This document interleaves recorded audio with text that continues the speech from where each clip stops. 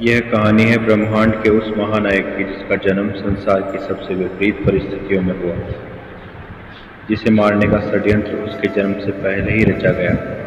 विवाह के बाद जिसके माता पिता को कारागार में डाल दिया गया, जिसके 7 भाइयों को जन्म लेते ही मार दिया गया। संसार में जब दुराचार, अन्याय, पाप और अधर्म अपने चरम पर था और लोग ईश्वर में अपना विश्वास खो रहे थे, तब देवकी और वासुदेव की 8वीं संतान के रूप में कारागार में जन्म लेकर उसने अपने महान कथन को सिद्ध किया। यदा यदा हि धर्मस्य ग्लानिर्भवति भारत अभ्युत्थानम् अधर्मस्य तदात्मानं सृजाम्यहम् परित्राणाय साधूनां विनाशाय च दुष्कृतां धर्म संस्थापनार्थाय संभवामि युगे युगे। हे भारत, जब जब धर्म की हानि होगी तब तब धर्म के उत्थान के लिए मैं खुद को सृजित करूँगा। सज्जनों के उद्धार के लिए और दुष्टों के विनाश के लिए, धर्म की पुनर्स्थापना के लिए मैं ऐसा हर युग में करूँगा। जिसने अपनी दैवीय शक्तियों से खुद को कारागार से मुक्त करवाया, लेकिन अपने माता पिता को नहीं, क्योंकि वह संसार को यह समझाना चाहते थे कि अगर भगवान तुम्हें ज़्यादा इंतजार करवा रहे हैं तो तैयार रहना, वो उसे कहीं ज़्यादा देने वाले हैं।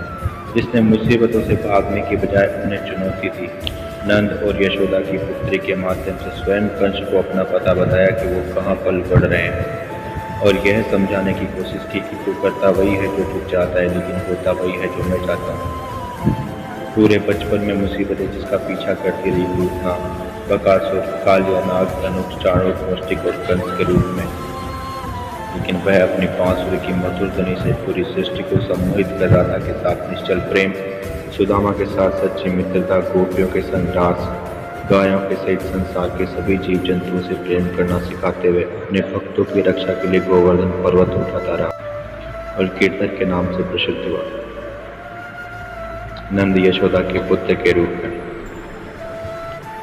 बलराम के भाई के रूप में, गोपियों के कान्हा के रूप में, संसार को एक श्रेष्ठ पुत्र, श्रेष्ठ भाई, श्रेष्ठ सखा और श्रेष्ठ प्रेमी का उदाहरण पेश करते हुए लीलाधर ने प्रेम का महान संदेश संसार को दिया कि मैं सभी प्राणियों को समान रूप से देखता हूँ। ना मुझे कोई कम प्रिय है ना अधिक, लेकिन जो मेरी प्रेम पूर्वक आराधना करते हैं वो मेरे भीतर रहते हैं और मैं उनके जीवन में आता हूँ। जिसने गुरु संदीपन मुनि के आश्रम में जाकर उनसे शिक्षा प्राप्त कर संपूर्ण मानव जाति को जीवन में शिक्षा और गुरु के महत्व का महान संदेश दिया कि राम कृष्ण से कौन बड़ा, तीन ने भी गुरु कीन, 3 लोग के है धनी गुरु आगे आधी।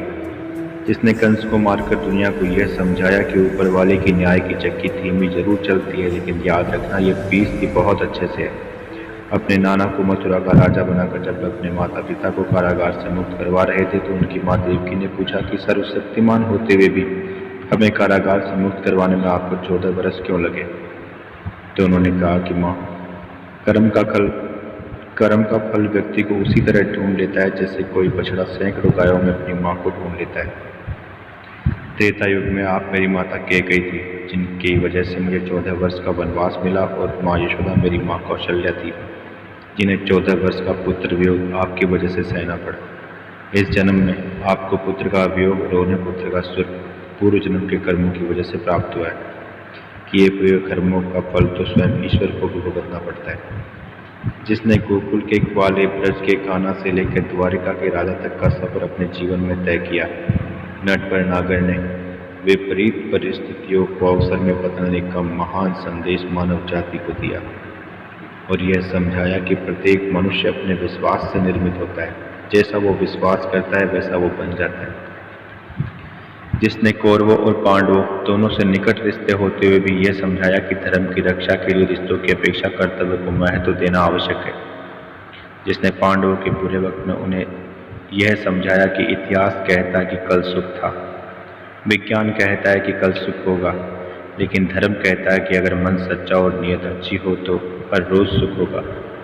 जिसने संसार को यह समझाया कि आपके मन, वाणी और हंसी को आप अपने वश में नहीं करेंगे तो वह आपके दुश्मन की तरह काम करना शुरू कर देंगे, जैसे कि द्रौपदी।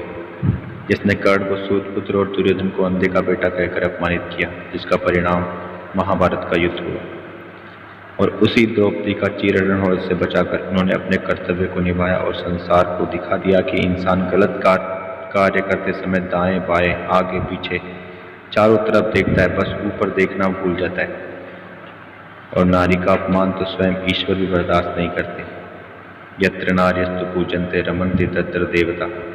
इस युक्ति को सिद्ध करते हुए जिसने जुए में सब कुछ हार बैठे पांडवों के रूप में संसार को यह संदेश दिया कि बुरे कर्म करने नहीं पड़ते हैं, हो जाते हैं, और अच्छे कर्म होते नहीं हैं, करने पड़ते हैं।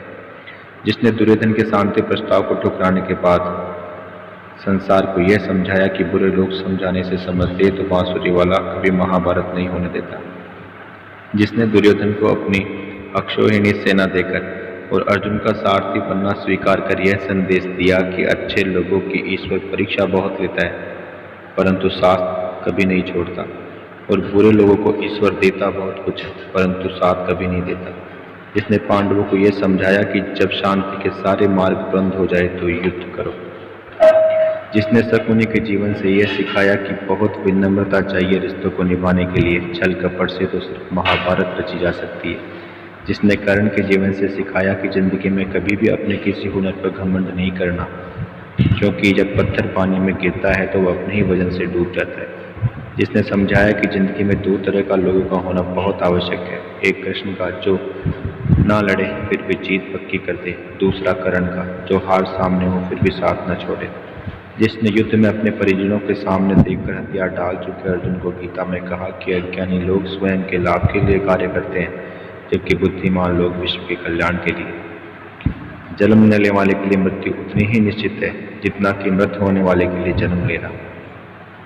इसलिए जो अपरिहार्य उस पर शोक मत करो। जिंदगी के रण में खुद ही कृष्ण और खुद ही अर्जुन बनना पड़ता है। रोज अपना ही सारथी बनकर जीवन की महाभारत लड़ना पड़ता है।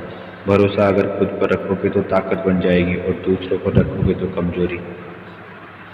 आप कब सही थे यह कोई नहीं जानता, लेकिन आप कब गलत थे इसे सब याद रखते हैं। सदैव संदेह करने वाले के लिए प्रसन्नता ना तो इस लोक में है ना ही कहीं और।